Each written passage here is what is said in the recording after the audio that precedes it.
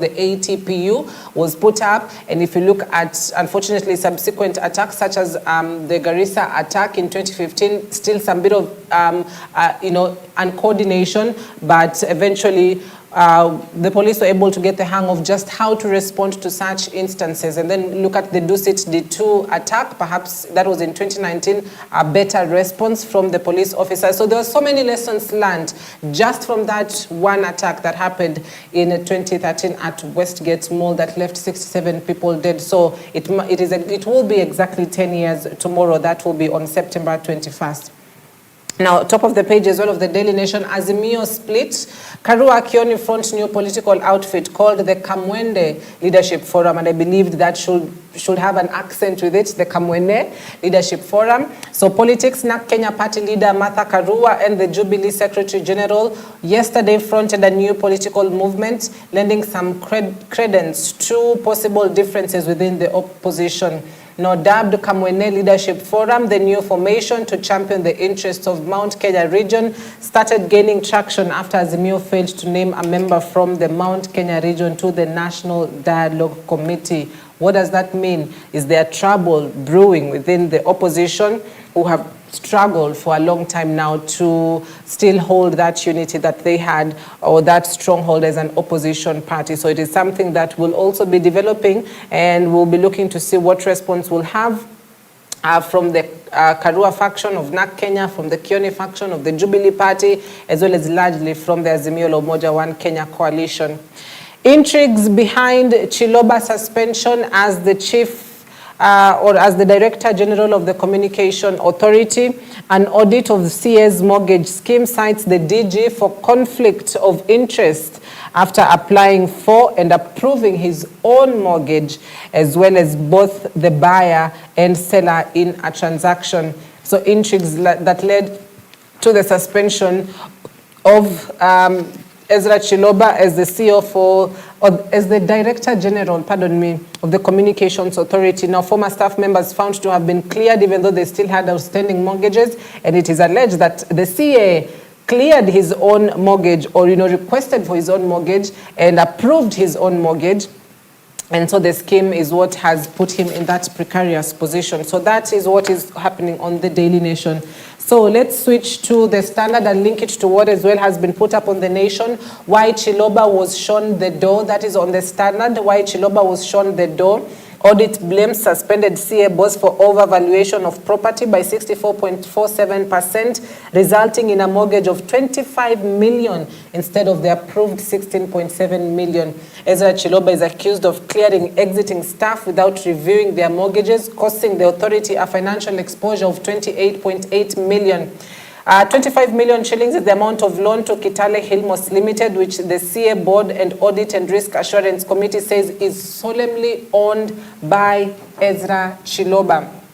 So the CA boss, Chiloba, was thrown out after he was sacked into a multi-million shilling staff mortgage scandal exposed in a board audit, which has also sacked in the secretary to the cabinet, Mercy Wanjau, during her time as the CA acting Director General. So abuse of office are the allegations, as well as corruption, a multi-million shilling staff mortgage scandal. So is he guilty? Is he not? Well, that is for the courts to decide.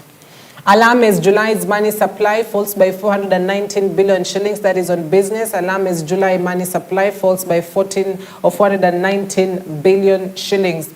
As well as Russia goes after Wagner Africa Power. That is on the world news or the world front on page 20.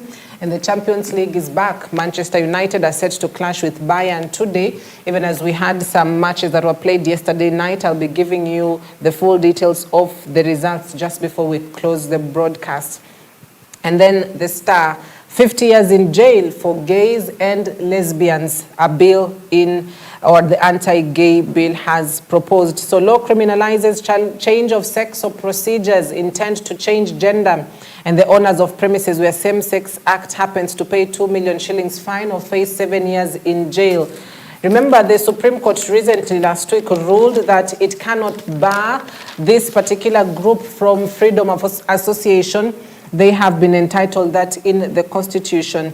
A ruling that was made by the Supreme Court judges led by the Deputy Chief Justice Philomena Mwilu, which has attracted quite a lot of criticism, negative for that matter, from church leaders as well as Muslim leaders or from the Muslim community. So 50 years in jail for gays and lesbians. So the new bill, anti-gay bill, is proposed which by one of the key legislators, and that is Homa Bay Town MP Peter Kaluma. So what are the key proposals? 1, a 50-year jail term for engaging in same-sex acts. 2, the LGBTQ offenders to be confined in separate facilities. 3, it prohibits gay parades, assemblies or marches along the streets and cross-dressing in public. The owners of premises where same-sex activities happen will pay a 2 million shillings fine or spend 7 years in jail. Promoters of LGBTQ to pay 5 million shillings. If you're not a member of that particular anti-gay or the queer group, but you're just promoting it, well, you will pay a 5 million shillings fine. A 10-year jail term for anyone administering same-sex union. If you're marrying of this group, you'll face a 10-year jail term. It also criminalizes change of sex or procedures intended to change a person's sex. So you cannot change from male to female. Well, naturally it's impossible, but through certain procedures, you could see that, or you have seen that happening across the world. So those are some of the key proposals that have been put up in this new anti-gay bill that will once again, face public participation, as well as, we're likely to see it drag all the way to the courts. Also on the Star, the Mackenzie I know is a loving family man, says the wife, Rhoda Maweu, as they still remain in police custody, and the police have requested to hold them for 60 more days.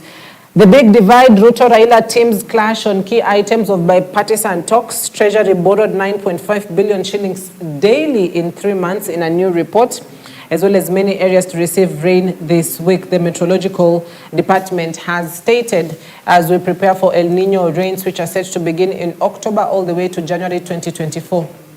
So those are your headlines. The Star, 50 years in jail for gays, lesbians bill. The Standard talks about why Chiloba was shown the door. The embattled Communications Authority Director General, who is the former Chief Executive Officer of the Independent Electoral and Boundaries Commission, as well as on the Daily Nation, 4 days of hell. The Westgate attack, 10 years on. Those are your headlines.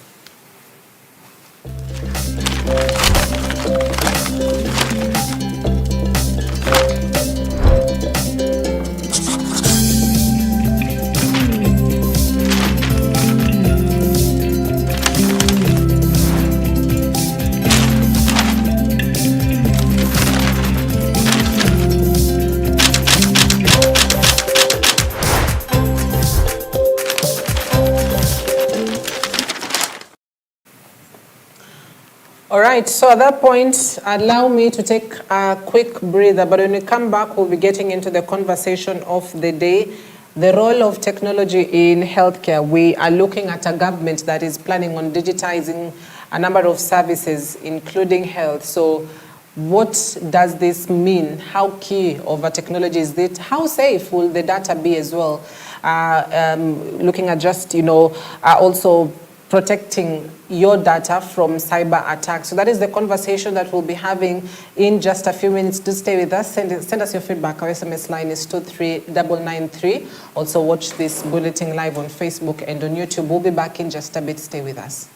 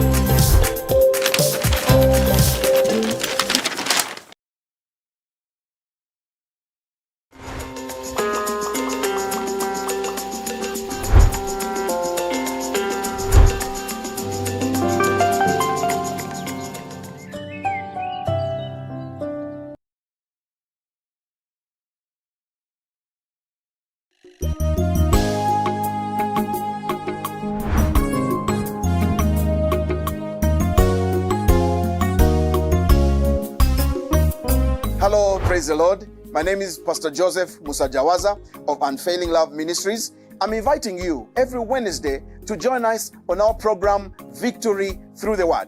In this program, we teach you God's Word. We teach you to find solutions and answers to the struggles of life through the Word of God. Everything you ever go through in life, every pain, every tear, every worry, and every questions that you may ever have in this life. You may not get answers out there, but in God's Word, there are answers and there is a solution. The Bible says that God has exalted His Word above His name. In His Word, there is hope. Heaven and earth shall pass away, but His Word will always remain abide. I encourage you, engage with us as we study together, as you ask your questions, and let your questions be answered as you are built and as you hear God's Word. Our church is located in Umoja, Inako, near Olobon Hotel, just off Sango Stage along Moi Drive, and the court is known as Church Court. Give us a visit and your life will not remain the same. God bless you. Let's meet every Wednesday from 7:30 to 8:30 p.m. only on EBN television.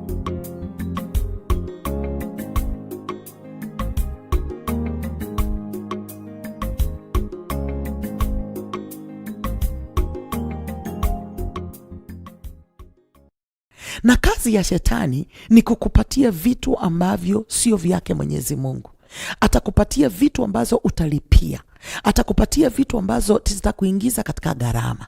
Lakini Mkristo unahitaji ufanye nini? Ambia shetani ya kwamba mali yako staki, na nina mali ambaye haiishi. Mali hii ina mwanzo na pia ina milele.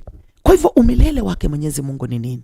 Wakati utampinga shetani kwa kumwambia, neno la Mungu lasema kwamba tumwabudu Mungu peke yake, na Mungu peke yake ndiye tunaye stahili kumwabudu. Shetani atashindwa, ataondoka mahali ulipo.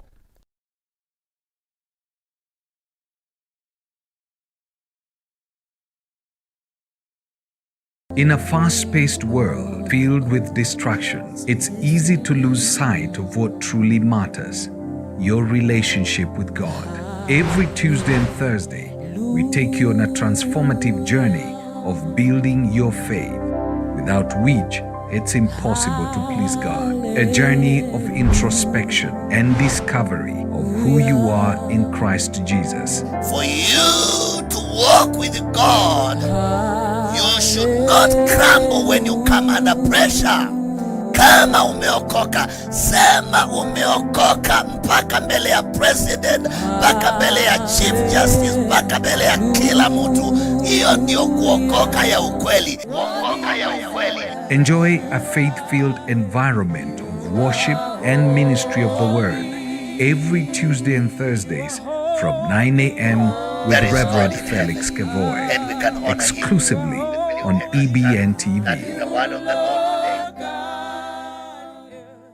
Through the morning rush and the buzz, find a voice you can trust, a voice of reason, a voice of direction, and a voice of hope.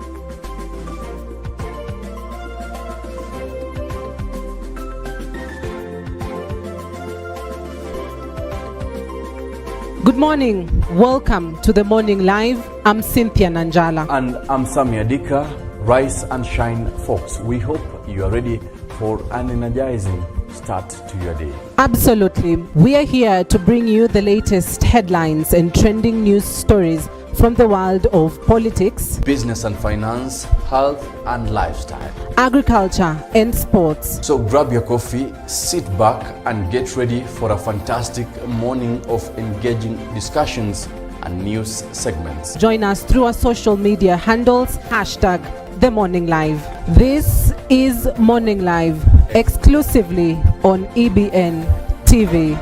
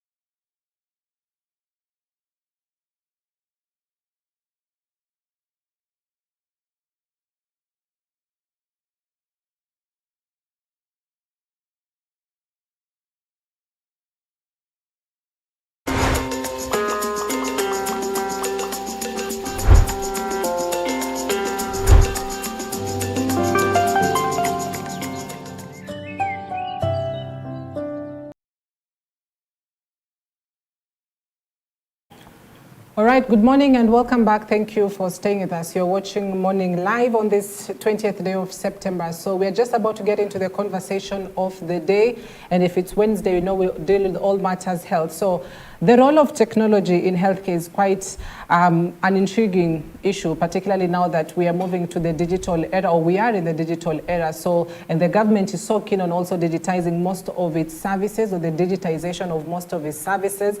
Well, one of those services is health. So how key of a role is technology in terms of just how we administer, or how, you know, doctors administer for their patients, how, you know, hospitals are able to ensure that there are no ghost workers, how hospitals are also able to ensure that they're effectively dealing with patients. So that is the conversation that we'll be having today. My guest is in studio already. I'm joined by Kenneth Njeru, who is the Director of Africa Afia Healthcare. Thank you so much for coming in. Thank you, Cindy. Right, and you know, this is perhaps the best time to have this conversation, the role of technology in healthcare, because we're also looking at the government digitizing most of its services, and the Ministry of Health is also working on the digitization of healthcare. So just the basics, from the basics, or just the word digitizing healthcare services, what exactly do we mean? Now, when we talk about digitizing, first of all, we need to look at in the aspect of IT. Yeah. And we can start by defining IT. Mm-hmm. IT is information technology. Yeah. This is technology by use of information. And this is information, we store it, we retrieve it, we interpret it, and we manipulate it. Yeah. So when the government says it wants to digitize healthcare, what you need to understand is they want to have this information retrievable in a digital form, or rather electronically form, in the sense it can be retrieved as long as you have internet. You can retrieve it, and of course access to that information. You can retrieve it from wherever in the world. Yeah. So you know, when you look at even universities now, when you're going to school, you're getting courses with IT. So, you know, for those who are planning now to get into the medicine field, and then you have perhaps clinical medicine with IT, or a particular course with IT, what should they be expecting to learn there? You know, what's so different with it not being IT? Now, the fact that most training institutions these days also offer IT on top of the main learning course is because IT is the future. IT is all over today, and it's making our lives easier. Yeah. And what they need to understand, expect first of it's to be trained on how to manipulate, to store this data, to retrieve this data, and also some of the parameters that are used within these systems. For example, if it's a hospital management system, what to expect if you are a clinician and you're being trained on how to use a hospital management information system. That's from when the patient arrives to the hospital, how to identify the patient, where is it by biometrics or a special number, and storing the patient's information, and then from the registration, who is the next person in line, if it's the nurse or a triage. Yeah. So that's what really is about in terms of IT in healthcare, especially now in training of these young professionals. All right. Yeah. So now let's get to the aspects of it being digital now. What is shifting in the healthcare service that we are being necessitated to now have to have a conversation on the digitization? And we're looking at instances where we still have people who walk into hospitals and they still have books. You know, they were given a book perhaps 2 years ago, and that is the same book that they need to go to hospitals with. If you lose that book, basically all your historical data is lost, and that is the situation. So is that a factor as well that is necessitating for us to have these conversations on now how do we turn these books into actual systems or applications that we can use? First off, I have to say it's unfortunate that even today some people have to go to a hospital and are asked to buy a book. Yeah.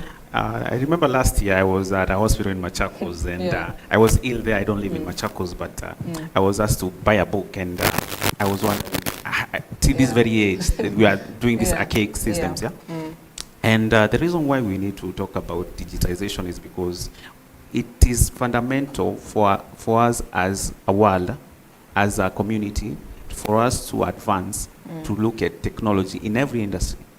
Other industries are using technology so as to bring efficiency and benefit all stakeholders involved. Why not healthcare? Now, the government has realized that healthcare can benefit in a myriad of ways. We can look at several stakeholders within the healthcare sector.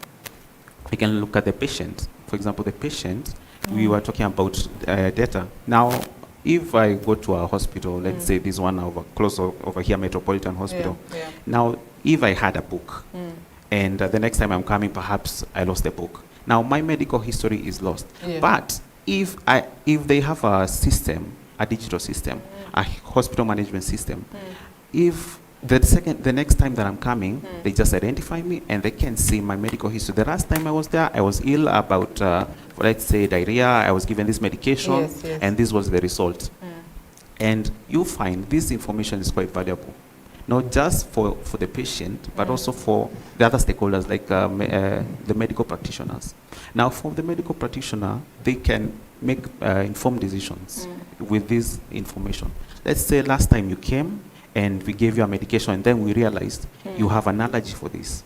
You have an allergy, and perhaps patients cannot know the medical term of some of these chemicals, but may be allergic. So if the person has a notebook and they realize they have an allergy, they may forget the name of that medication that was wrong for them. But the medical practitioner can see, oh yeah, you took this medication and it did not solve your problems, and you had an allergic reaction. And so, as I was saying, data is quite valuable. And we need to start storing our data for future use. Another stakeholder in this is researchers. Now, you find if we can store our data and for future use, we can start to understand these illnesses further. We can start to understand there is a correlation between this and the other. We can start to understand before medical illness is quite intense. The practitioner has gotten indications based on the data that there's a likelihood you may suffer from diabetes. There's a likelihood you may suffer from this or the other illness. So data is quite valuable. It is very engaged, and we need to start discussing about this, all stakeholders involved, and to put, in fact, even county governments. The hospital I was talking about is a county government hospital. A referral on I think if the governor now of Machakos is hearing me, Her Excellency, she needs to talk with us. We offer, my company, of course, offers IT solutions. We can help them on that. And you say it's about data protection, but you look at the example you've given of a county hospital. So it's basically handling thousands of patients, maybe even hundreds of thousands every month. And I can assume the biggest, problem they do have is, how now do we transform all these thousands of of patients who are coming in with booklets into the digital space? Isn't that just one of the biggest, standing block, the how to do it? Now, we can say it's going to be a lot of work registering people, but the sooner the better. Better now than never. And registering a patient is as easy as once the patient has arrived, we just register his special number, if it's a ID number, if it's a TSC number and full name, and that's the starting point of all these in terms of having their patient data. Now, of course, if a patient has information in a book, now to transfer that to digital is a lot of work. That's a lot of work. That's a discussion for another day. I don't know who is willing to do all that. Of course, for the if any county or national government is willing to pay information company to transfer data that's handwritten to digital, well and good. But of course, it will be a lot of work. Now, this also comes as recently, the Minister of Health has submitted to have at least 4 bills passed in the National Assembly, and one of those bills is the Digital Health Bill. So basically, it's as if the ministry is agreeing with what you're saying. We need now to change this aspect and let's go digital. If you have your details recorded, all you have to do is perhaps log into the eCitizen platform and just take a look at, when you're treated for what. So the ministry is looking ahead. Now the problem comes in with the stakeholders you're talking about. Are they willing to change tune and say, okay, let's go, digital? Now, as I was doing my day-to-day business, I was talking to someone with a hospital within Nairobi, and he was telling me, in fact, now it's a must for us to have systems. Now, for patients, they need to be trained to gain civic education to understand that this information isn't for malicious reasons. Yeah. And they need to understand this is for their benefit at the very end for them. And on top of that, some of the benefits of this are tremendous, and they need to understand it, such as reduction of costs of treatment, and the reducing of the burden of healthcare on our pockets. Yeah. So the public need to understand this, need to understand that when I'm going to a hospital and they're asking me a lot of these questions, my name, my ID number, and they're putting on a computer, and they're not giving me a book to go with it, that they're not going to use my information for malicious purposes. But in terms of those with facilities, now it's a must for them to have it. So the biggest problem is not actually the owners of the hospital. The biggest problem are the patients. It is so, and civic education needs to be done. But I'm hopeful that the fact that now we're having a real conversation about it as a community, government, and all other stakeholders, that the public will follow suit. Yeah. All right. So you mentioned the hospital, management information system. Yeah. Which I believe, I'm not an IT expert, but this is where you come in, is an integrated system, basically. Yeah. So when you say HMIS, which is now Hospital Management Information System, what exactly are we looking at? How does the system look like? What are some of the, nitty-gritties of it? Now, for hospital management system, there are several systems within a hospital, but for this case, the Hospital Management Information System, you need to think of it in the sense of the entire hospital. From when the patient arrives, for example, either it's an emergency, the system is set that we can bring in the patient without even looking at the details of the patient, without looking at his name and everything else, for emergency purposes. So you need to look at, first of all, the patient admission. So it's identifying the patient, and then the same way when you go to a hospital, you first of all go to the reception. That's where you are identified, what cover you are on what payment mode you are going to pay. Is it cash? Is it insurance? You name it. And after that, then there is triage. Triage center now, it's where you go and they ask you, they look at your weight and other things of your details, other details. And then from there now it's to the consultation room. Meeting the doctor, all of it, laboratory. If the doctor, for example, has consulted you and sees that you need a lab test, for example, your stool, the system, the doctor who's consulting can puts in that you need a laboratory test of this and this nature, and instantaneously the laboratory technician receives the notification and is waiting for you. Immediately you've left the doctor's room, the lab technician is already preparing all the tools. Then from the lab, we have, going back to the pharmacy as well, even for the large hospitals, we can look at radiology.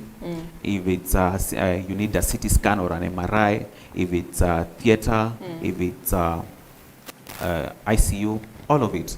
It depends on, of course, the size of the hospital, but you need to look at it in the sense, is it transmission of information such that there is a maximum efficiency and optimum work done within a minimum amount of time. If you look at the technical aspect of the system, we've explained, from the starting point to at least the end point and what happens in between. Is this system something that any nurse can be able to access, or is it so technical that they might need somebody from IT to do this all by themselves as well? Not necessarily. In the sense, today we have a lot of companies that offer IT solutions for hospitals, there is no need to have an IT guy within the facility. Yeah. And on top of that, these companies such as mine, we offer training on the system, and our system is quite user-friendly. Yeah. So any person can understand how to use it within 2 days. Yeah. And you're good to go. Yeah, and in fact, some within an hour. Really. Yeah, really? because they understand their role in the facility. If you are a clinician, you know your role, and you don't really need to have to go and lab and everything else within the modules of the system. So it's quite easy for anyone to use. Yeah. Yeah. Which actually brings me to a different angle. Yeah. If it is accessible to anyone, right? And as a patient, am I able to access this kind of systems? Am I able to, you know, there's something called the expert system, you know, and you're able to key in your details and it predicts, you know, this is what you have. It diagnoses you, for lack of a better word. Isn't that also a factor to consider, that a patient is likely to log into the system and will get that diagnosis expertly from the management system? Now the management system doesn't do any diagnosis. It's the people, the practitioners do the diagnosis. It's just for transmission of information. But on top of that, there is a system that we have. It's called PACS, which is for the radiology department, whereby you need an X-ray, CT, MRI, what have you. Hospitals transmit images to their radiologists wherever they are, as long as they have access to this information. Now, here, patients have an opportunity to have those images and to transmit to a radiologist of their choice. We usually offer that service, in the sense a patient perhaps has done an MRI at Nairobi Hospital. Yeah. Let's say the oncologist there has told him or her he has a brain tumor. Now we offer this service in the sense those images from that hospital can be retrieved and sent to another radiologist of their choice who can give a second opinion on this. And in fact, this reduces costs. You can imagine avoiding the cost of doing 2 scans when you just need 1 because it's for the same area. Yeah. All right. Now, the data that is being keyed in this information system, you know, it's my health, you know, where I'm from, how old I am, who am I, you know, family members perhaps, and again, just to get a history of it. So this data that is being keyed in, you know, how safe is it? Because we live in an era where we are susceptible to cyber attacks more often than not. Look at the issue on WorldCoin just recently. Yeah. You know, you're going to key in your eyeballs, literally. And a few days later, there are complaints that we're having eyesight problems, or we could be at risk of, you know, our data has been sold to a particular country. So how safe is this data that we're keying in here? You know, who is accountable for it? Now, all of these companies that offer these IT solutions that handle information, right now, we are supposed to register under the Data Protection Act as data handlers. And that said, for us to register, we also put in details in the sense, what measures have we done to safeguard people's information? And I cannot speak for other companies, but for my company, we've done a lot in terms of security measures so as to make sure that people's information is safeguarded. And I even wrote an article a few months ago on release and talking about this. And on top of that, I recall, I think a citizen was under attack a few weeks ago. Well, the CS says it is an alleged attack. I thought he said it was an attack, but it wasn't successful. He said something to that sort. And now, he did not give us the details of what happened, and he was saying no information was taken, but well, we can take that with a grain of salt. But that said, there's a lot that needs to be done, because, for example, for the citizen, when you're talking about having information stored in one place, that's a good thing, but also putting us at a huge risk. And for a system like that to crumble if it's under attack by people, it needs to be done in the sense that for someone to be able to attack it successfully, or even just to make it inaccessible, not even successful, but making it just for a few minutes. Yeah, it really, someone needs to use a lot of resources. It needs to be done in the sense that it will be hard for these people too. Yeah. And to, for every person to have confidence in this digitalization of healthcare. And healthcare is in fact an emotive subject, and really a lot of people need to understand that really it's going to be done. Very few people have confidence in the government, so this conversation needs to be talked on, and yeah, let's see where it goes. Yeah, and that's the point, just the framework of how to do it, because what we're looking at is a number of projects which were all digital that keep on crumbling. You know, look at the Huduma number. We went through the effort of going to register, but what happened then? So what happened to the data? There's a new one that is coming up that is going to call Maisha number, you know, something almost similar to what happened. So if you're going to go digital with health, and people are in what, you know, their most coveted, I'd say, health problems, and they want to trust that it is safe. So for you, as you know, the director of Africa Afia Healthcare, what are some of the framework that you've put up in place just to also tell patients, you know, yes, it's digital and there could be attacks once in a while, but this is the measures that we have put up to ensure that your details are safe and secure? Now, we have done several measures in terms of security. One is, of course, encryption of data in both transmission and when the information is at rest. When I talk about transmission is when information is being transmitted from one server to the other, and secondly is when at rest, when it's stored now at the server. We've done encryption for that. Secondly, we have access control measures, which only authorized persons have access to this data. And on top of that, it's only role-based access control. When I talk about that, I mean, if it's at a hospital and the user is a clinician, the clinician doesn't have to have access to information about radiology, whatever, about your scan, whatever. Yeah.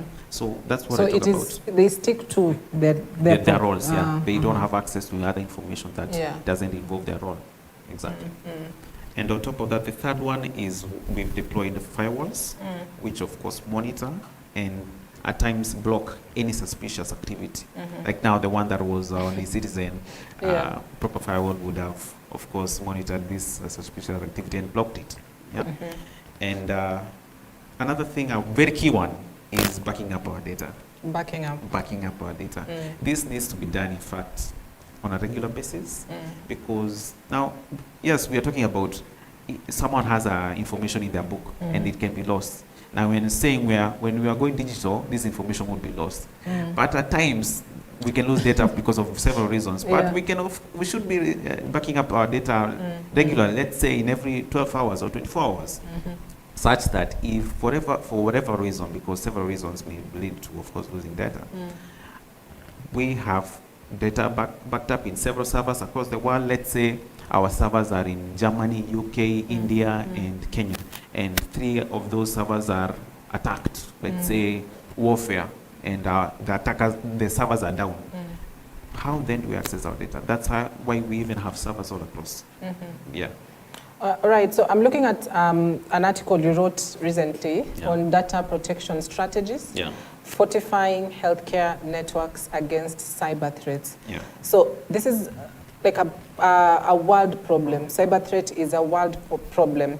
And there are strategies, you know, that you are able to list down to fortify healthcare networks. So if you could explain a bit more about that, particularly for, you know, the networks that you're talking about on healthcare. As I was saying, those are the same that I've just listed. And as I was saying, we have that encryption of data. Now, when you talk about encryption, there's several ways to encrypt information, but really it goes down to information not being easily retrievable, easily accessible without certain access. It could be a password. It could be several factor authentications. We even have multi-factor authentication. Let's say, yes, you are a user, you are a clinician, and then you want to access the system. You have the password, and yes, we acknowledge this is the correct password. But on top of that, we need to also see, really, is it really you? Because password can be lost. So we also send OTP code that's sent to, let's say, the email that's registered to this user or the number. That's what I talk about, two-factor or multi-factor authentication strategies. And on top of that, I was talking about access control. Could be on top of that, role-based access control. You know, some of these people don't need to have access to all your information, and so if it's someone at let's say triage, doesn't really have to need to have access to all your information. And that's why I was talking about some of this. Those are some of the measures I wrote about on the article, and as well I had listed before.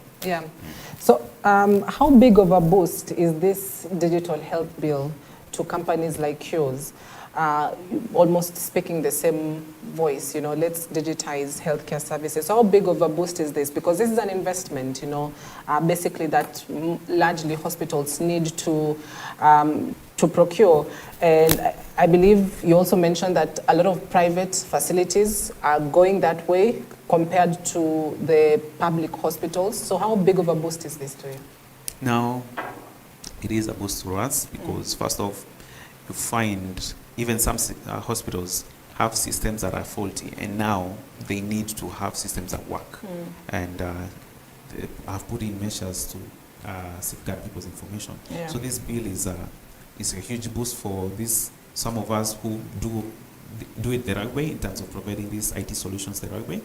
And I'm glad that the government is putting in a lot of effort in terms of digitization. And I'm hopeful that in the near future, we are going to see a lot of change in terms of something I wrote about a few weeks ago called interoperability of data. Interoperability of data. And it's going to bring a lot of change, and I'm hopeful, and I'm glad to be part of this change. And for a great country of ours. I mean, you just have to explain what interoperability is. Now, interoperability simply means it's the transmission of data from two systems. Now, our system, let's say we have our system and another company has their system, and we have two hospitals that have either systems. And so, let's say a patient registered at Metropolitan, and let's say Metropolitan had our system. And then later on, there's an emergency, and the patient is within Upper Hill area and is rushed to Nairobi Hospital. They don't have his or her information, but the system has interoperability with our system. So what it means is that they can retrieve the data from another system, and that will really save lives. How do I mean by saving lives? Imagine, for example, now someone has an accident, unfortunately, has an accident, and within the Upper Hill area, and is rushed to Nairobi Hospital, the example that I'm saying, and the information is stored at a system hours within Metropolitan Hospital, the patient information. That's, for example, the blood group and allergy, the person's allergies. Now, doctors can make informed decisions quite fast. Instead of start finding out the person's blood group and finding out, so as let's say for a blood transfusion, and on top of that, finding out which medication to give the person quickly before he dies, and figuring out may he or she be allergic, could this even worsen the person's condition. With interoperability, a medical practitioner can make informed decisions quite quickly. You can imagine all this data all stored across all systems, because we are several providers across all systems. A medical practitioner can retrieve this information for the benefit of the patient, thus saving lives. So we're able to look at coordination, for lack of a better word, between two hospitals, between two different systems, but for one patient. All right. So I'd love us to take a quick break, but when we come back, Kenneth, this sounds like it's too good of a deal, or too, too nice, but it also has got its own challenges, because there are problems that cannot perhaps be solved through the digital platform. So when we come back after the break, we'll be taking a look at that. What are some of the challenges this digital platform will be facing, or is likely to face, from perhaps the stakeholders, whether it's the hospitals, whether it's the ministry itself, whether it's the patients themselves. So that is the conversation that we'll be picking up after the break. So keep sending us your feedback through our SMS lines as well as on our social media platforms. And when we come back, we'll be able to address them just before we wrap it up.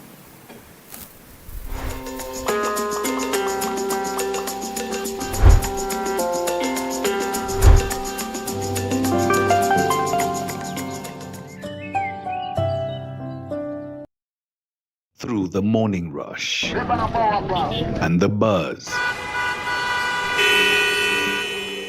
Find the voice you can trust, a voice of reason, a voice of direction, and a voice of hope.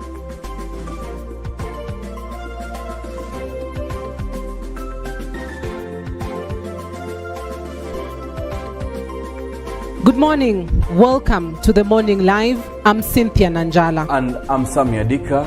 Rise and shine, folks. We hope you are ready for an energizing start to your day. Absolutely. We are here to bring you the latest headlines and trending news stories from the world of politics, Business and finance, health and lifestyle, agriculture and sports. So grab your coffee, sit back and get ready for a fantastic morning of engaging discussions and news segments. Join us through our social media handles, #The Morning Live. This is Morning Live, exclusively on EBN TV.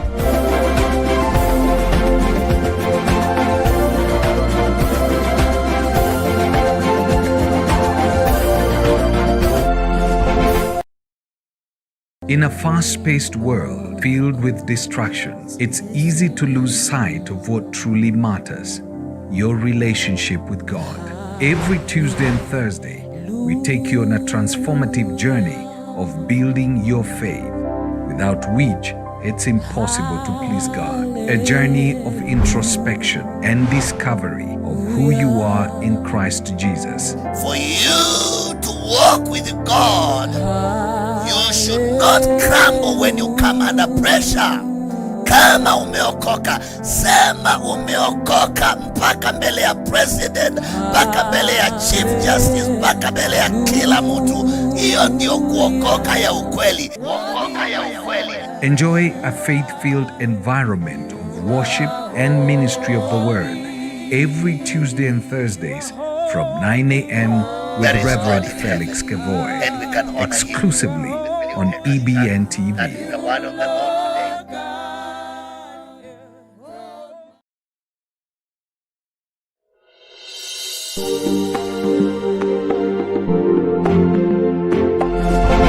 You are watching EBN TV, transforming your world.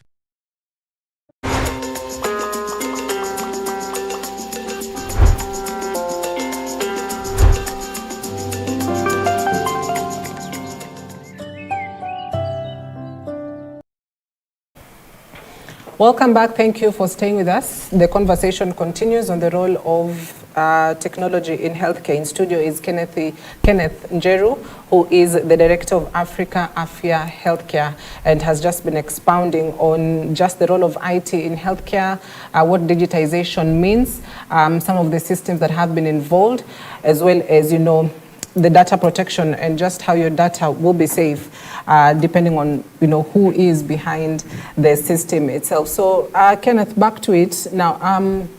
With digitization as well comes, as you've said, a lot of civic education that needs to be done by stakeholders to ensure that even those in the interior parts of various counties, I'll pick up perhaps like the northeastern region, where this minority group is largely left behind on a lot of issues.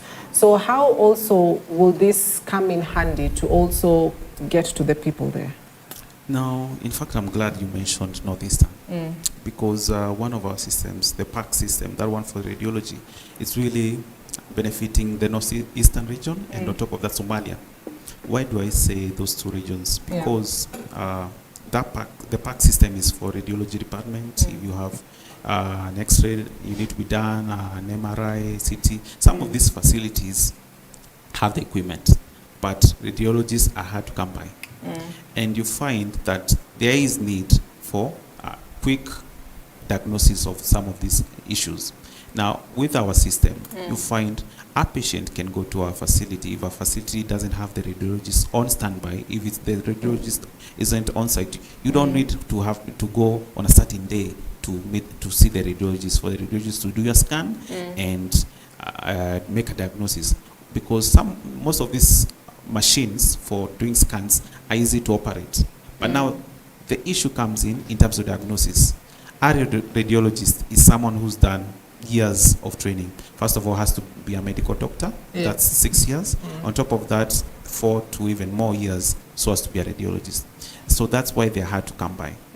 Our system, PAC system, helps people to, if you have a scan, an MRI scan, a CT scan, if that facility has our system, or even if you have your image stored on a CD, whichever choice, you can upload you or the facility can upload the images, and a radiologist of the hospital's choice or of the individual's choice will receive the image and interpret the image and make a diagnosis within a fraction of the time. You can imagine, unfortunately, someone having to travel and spending 500 shillings, and on top of that, spending money on of course, the scan, and then being told you have to wait for the radiologist. The radiologist will be in 3 hours, and the radiologists come, and also this diagnosis takes time. Some of these cases are quite complex, so it may take on another 1 hour. So it's 4 or 5 hours, and another that's time spent and money spent on traveling. With the PAC system, you find these facilities can scan the patients, and the image sent to the radiologist wherever they will be. Yeah, wherever they are, wherever the radiologist is, can receive the information, as long as of course they have IT technology, internet and access to that system. They will receive the image, and our system has several tools to help the radiologists make accurate diagnosis of these cases and make reports, reports, and on top of that, send them back within a fraction of the time. Yeah. Does that apply to cases like cancer? Because, cancer is also one of the most leading causes of health deaths in the country.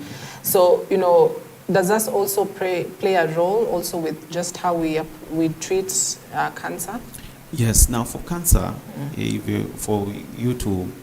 for diagnosis of cancer, you need to undergo an MRI scan.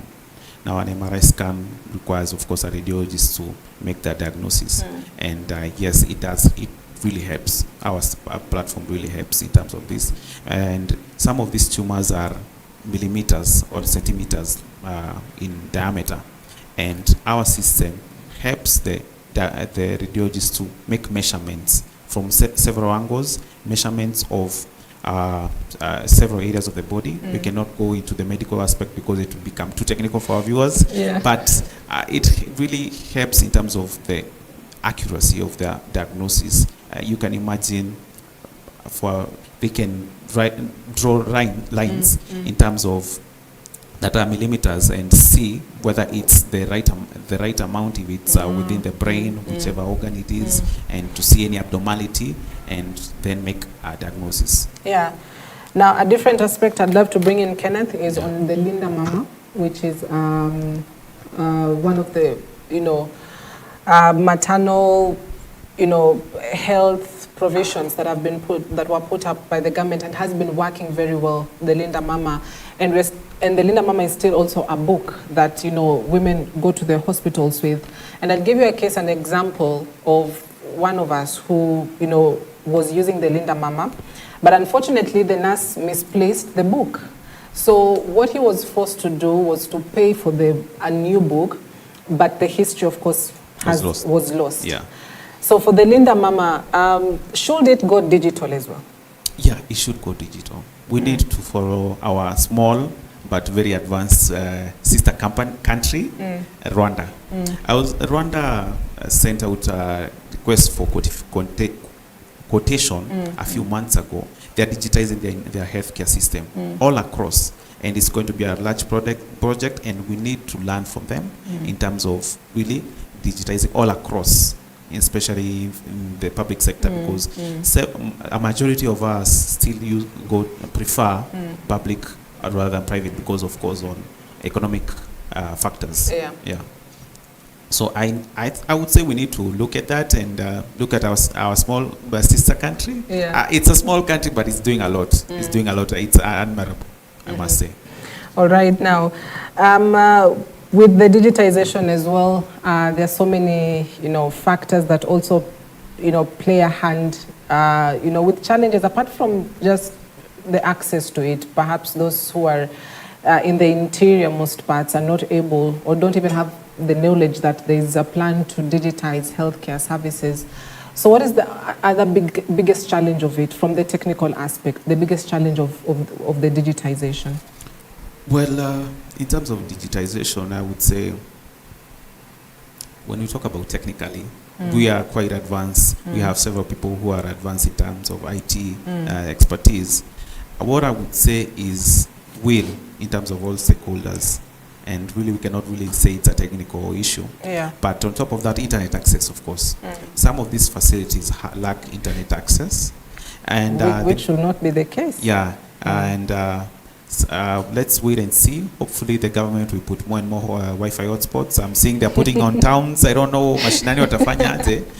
But so, another thing you find when I go to these facilities when promoting our services, you find several are still don't have a working station, namely a computer. And if they don't have the hardware to key in this information, that's a challenge for us. We can have the perfect system. We can have the entire plan mapped out, but if they don't have the hardware in place, such as, of course, workstations, then it will be hard for us. So, if you have a time frame, if you just take a look at the time frame, if a hospital like the Kenyatta National Hospital decides to go all digital, how long are we looking at? For it to be digitized? Implementation of such a project could take quite a while, but no. It would depend on, of course, the manpower. If let's say we have 10 engineers on site every day, we can do it, let's say in 6 months.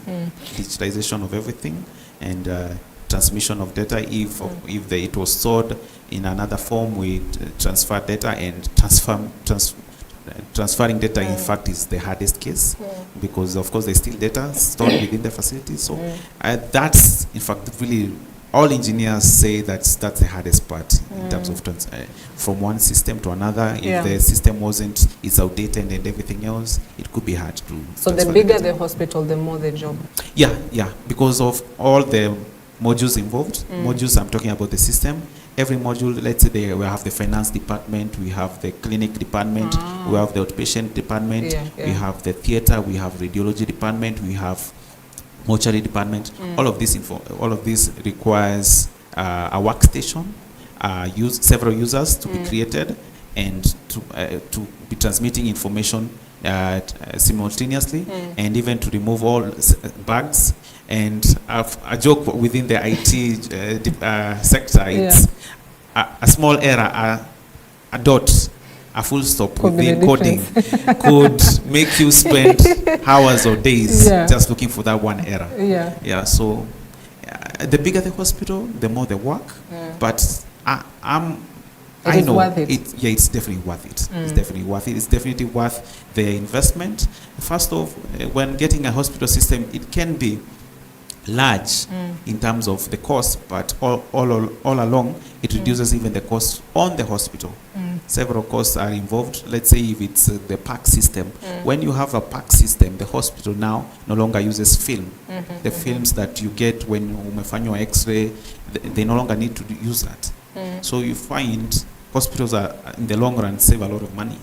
And of course, even there is benefit to the patient. There's benefit even to the insurance. On top of that, the claims are more acceptable because yes, you did identify the patient. Really, we see the patient, Cynthia, came to your hospital, and you identified her by her fingerprint. And yes, it's acceptable. more claims will be more acceptable. Now you find, if you go around and ask hospitals how much they're being paid, they say they had claims worth 5 million, 10 million. How much they were paid for that, it's unfortunate. Yeah. But with this Transparency. system, yes. Now to bring this transparency for insurance companies to say, yes, okay, really you did treat this person for this and this. Yeah. It needs to be clear that really you did follow all the measures to see that this is the patient, this is Cynthia and not her sister. Yeah. Yeah. All right, so let's talk about the Africa Afia Healthcare, Yeah. the company to which you are a director for. Yeah. And you work with a lot of hospitals or health facilities, Yeah. not just in Kenya, but also across East Africa. So if you could talk a bit more about that. Now, Africa Fair Healthcare, it's about to mark its 4th anniversary. And it's a company that I started with a lot of hope for our country and our nation, our continent. By the name itself, you can hear it's for Africa. I did not decide to name it Nairobi Afia or Kenya Afia. Kenya Afia. Yeah. And first off, I started the company as an investment company, simply to do investments in hospitals and acquisitions in hospitals. So I was going out and looking at facilities, discussing with donors and asking them, would you be willing for, if we decided to invest in your hospital, would you be willing to have another partner on board? Or are you interested in exiting your hospital entirely? Perhaps you want to retire, perhaps you want to move out of the country. Yeah. So first off, that's how I started the company, as an investment company, to do mergers and acquisitions. But on top of that, what were we going to do after we did the acquisition? What were we going to do once we were on board in that hospital? First thing was to bring efficiency by use of information technology. And later on, I realized there are some of these facilities that are not liable for investment because of several reasons. But we can still help them. We can still bring change within that community that relies on that facility. How do we do that? Those IT systems that we were going to implement on our facilities, we can still offer them. And that's how we now entered into the space of IT technology within the health sector. But on top of that, we also offer IT services for businesses that are not in hospital. In healthcare. Yeah. All right, so final question as we wrap this conversation up. You also, had, you also wrote about, seeking treatment abroad, which is something that is becoming very common in the country now. Yeah. For specialized services, we are moving now to other countries. So with the digitization now, how does it make it easier when you're looking for treatment abroad? Now, first off, I do consult in terms of medical tourism. And now, in terms of digitization of healthcare, how it would benefit someone in terms of going for treatment abroad, there are several things we can look at. First of all, inbound and outbound medical tourism. So let's start with, let's say you are in Kenya and you want to seek medical treatment abroad. Now with digitization, a facility, let's say before you go to a hospital in India, you need to do a consultation with the facility that will be handling your case, for them to understand your case, for them to understand you, where you are, and a lot of things.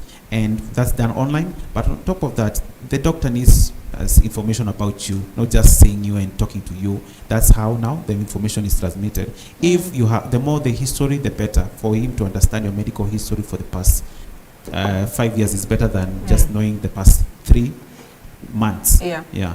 And when we talk about inbound tourism, there's a lot, because when you talk a digitization of healthcare in the long run could reduce the cost on healthcare.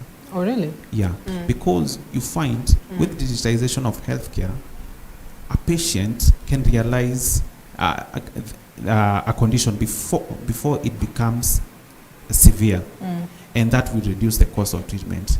And once the people in Kenya start believing in our healthcare system, the better for our facilities, because let's say a facility has acquired a theater equipment, they need to recover their capital. Now, right now, we are way behind India. That's why people are preferring India.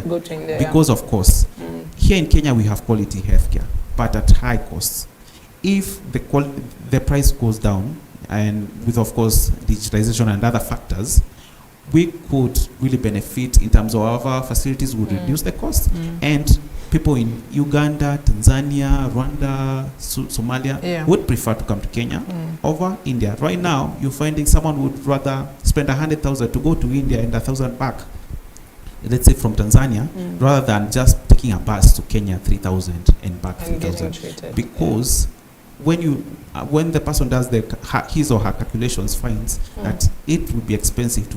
Yes, that bus trip to Kenya would be cheap, but the treatment cost is high. Is higher. Yeah, because really very few people are preferring Kenya, and we really need to look at how it could be done for the masses, and not just for the few. All right, so final word as we wrap it up, Kenneth. Yeah. This should be the future, shouldn't it be? Yeah. Yeah, final word as we wrap it up. Now, I would say I would like to talk to, let me look at the camera. I would like to talk to all stakeholders within the sector. We need to sit down in terms of digitization of healthcare, and on top of that, medical tourism. I will be in Kisumu in a few days for the Kisumu Tourism Week to discuss medical tourism, the niche market for Kenya, and how we can make use of it. And I believe that with these discussions and with intent, we can really make a difference. Yeah. All right, thank you so much, Kenneth Njeru, the Director for Africa Afya Healthcare and IT Solutions company that offers digitization of health services to a number of health facilities, but also not that, but also IT solutions for businesses. Just in to speak on the role of IT in technology. Please, this era of going to hospitals with books needs to stop, because when you get to the hospital and you misplace your book, it's a whole different story, and it's a bit more expensive as well. So that needs to stop, and that is why this is the proper time to have this conversation, even as we do await upon the Digital Health Bill of 2023 that was submitted by the Cabinet and is set to be discussed. Once passed, then the journey to the digitization of healthcare services begins. So thank you for your valuable company. We hope that you've learned so much. And in case you've missed this broadcast, you can rewatch it on our Facebook page or on our YouTube page on EBN TV. And it's a wrap for Morning Live. I'm Cynthia Nanjala. Have yourselves a wonderful morning. Thank